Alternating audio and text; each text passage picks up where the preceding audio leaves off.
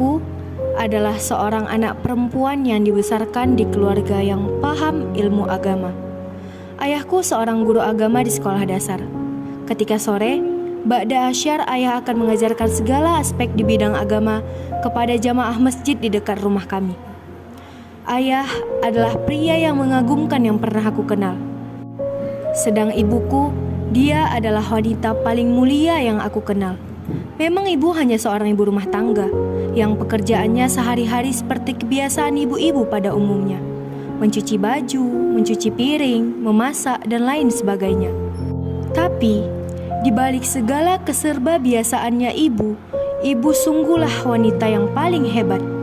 Bisa mengatur uang yang diberi ayah, mengkelolanya hingga ketika itu aku harus masuk SMP, ibu bisa memasukkanku ke pesantren di kota provinsi. Juga menyekolahkan kakak perempuanku. Kami hanya berdua bersaudara. Ayah hanya seorang guru honor di sekolah dasar. Gajinya tak seberapa. Aku tahu itu dari hasil menguping pembicaraan guru sewaktu piket di ruang guru pas masa aku SD dulu. Amplop yang diberikan remaja masjid tempat ayah mengajar juga tak seberapa, karena pernah sekali aku mengintip isinya. Aku ingat sekali kejadian saat aku dapat telepon dari rumah. Ibu yang menelponku ke pihak pesantren, mengabarkan bahwa ayah meninggal dunia. Ada apa, Sungguh, saat itu rasanya nadiku berhenti berdetak. Sabar, Nak. Saat itu, setelah semua pemakaman dan segala tetek bengeknya, aku tak pernah mau pulang ke rumah. Hanya menghabiskan waktuku di pesantren. Hanya pulang saat lebaran tiba. Karena rasanya, ketika aku pulang semua hal yang ada di rumah mengingatkan aku tentang ayah. Dan aku tak mau berlarut dalam kesedihan walau sebenarnya aku rindu pada ibu. Suatu ketika, aku akan naik ke jenjang SMA. Jika di pesantrenku dinamakan aliyah, aku pulang sebentar untuk berlibur.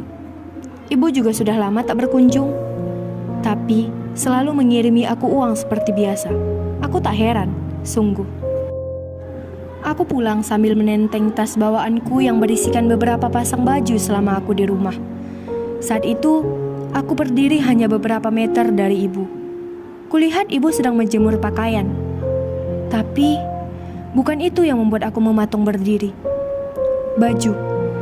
Baju yang dikenakan ibu sungguh tak layak untuk dipakai. Berbanding 100% dengan yang kupakai saat itu. Kusalam dia dengan tiba-tiba dari belakang. Dia kaget, tentu saja. Namun, langsung tahu siapa pelakunya. Kan sekolah libur, jadi Yaudah, kau pasti capek. Istirahat, pergi makan. Kalau lapar makan pergi. Kakakmu ada di dapur. Oke? Jangan, Nak, tak usah. Ini udah mau selesai. Pergi langsung ke dapur makan. Ya? padahal aku mau bantu mama. Assalamualaikum.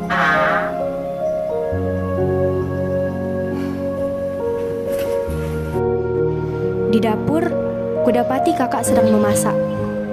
Dia kaget melihatku, sama seperti ibu tadi. Tak biasanya aku pulang ke rumah selain hari raya. Sekolah kan lagi libur. Perkataan kakak sungguh membuka pemikiran kolotku untuk tidak pernah peduli pada kondisi sebetulnya. Kau tahu Nisa, baju-bajunya ibu jual untuk memenuhi segala kebutuhanku di pesantren Nisa. Sebagai gantinya, ibu memakai baju-baju bekas yang dikasih tetangga kepadanya. Kalau ada tetangga yang bongkar-bongkar lemari, ya, ibu ambil untuk bajunya. Kau tahu Nisa, ibu bekerja susah-susah, mencuci dari pintu ke pintu agar kau tidak merasa kekurangan di sana Nisa. Kau, seharusnya kau sebagai anak itu peduli. Nisa, orang tua kita itu tinggal satu Nisa. Seharusnya kau peduli terhadap kondisi ibu. Pernah sekali kakak lihat ibu menangis tengah malam karena merindukanmu. Ibu ingin ke sana, tetapi ongkos ibu tidak cukup. Dia merindukanmu, Nisa. Seharusnya kau sebagai anak itu peduli. Saat itu, aku langsung berlari ke kamar ibu. Membuka lemari pakaiannya hanya untuk memastikan bahwa perkataan kakak tidak bualan semata. Benar saja, yang kulihat tak ada satupun bajunya yang layak untuk dipakai. Banyak sobekan di mana-mana. Ada pula yang tertempel. Aku duduk terdiam di kamarnya, menangis tergugu layaknya balita minta mainan. Kasur itu sungguh sudah tak empuk lagi rasanya. Aku melihat di sudut ruangan itu ada rak buku yang biasanya ada di pesantrenku. Kitab-kitab kuning. Aku tidak heran, karena itu semua adalah milik ayahku dulu. Tiba-tiba ibu datang, memelukku. Barangkali ibu sudah paham kenapa aku menangis. Mungkin kakak yang memberitahu. Jangan menangis, kau sudah gede, masa cewek. Ibu bersusah-susah begini itu untuk melanjutkan perjuangan ayah.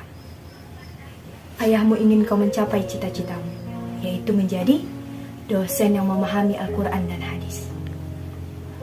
Kenapa ibu pesantrenkan kau? Biar kau menjadi anak yang ayah dan ibu harapkan. Jadi perjuangan ibu ini memenuhi segala kebutuhan kamu itu, supaya kamu tidak terbebani, nak.